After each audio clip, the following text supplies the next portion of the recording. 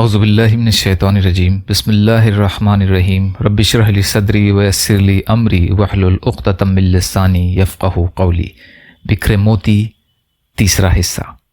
اسماء حسنہ کے معنی اور اس کے خواص۔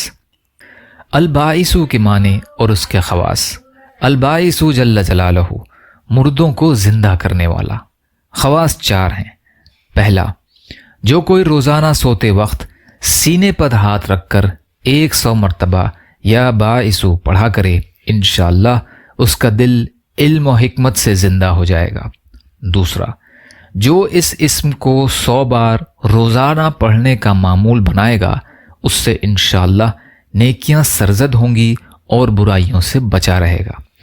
تیسرا، جو کوئی اس اسم مبارک کو 7 بار پڑھ کر اپنے اوپر پھونکے گا اور حاکم کے روبرو جائے تو حاکم مہربان ہوگا۔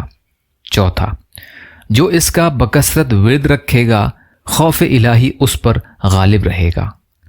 یا اللہ ہم سب کو کہنے سننے سے زیادہ عمل کی توفیق عطا فرما۔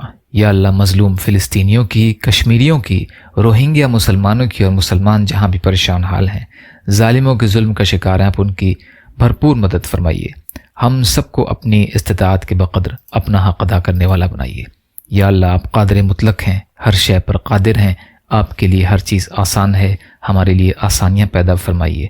یا اللہ صبر اور شکر اور اچھی طرح عبادت کرنے والا بنائیے۔ جو مانگا وہ بھی عطا کر دیجئے، جو مانگنے سے رہ گئے وہ بھی عطا فرمائیے۔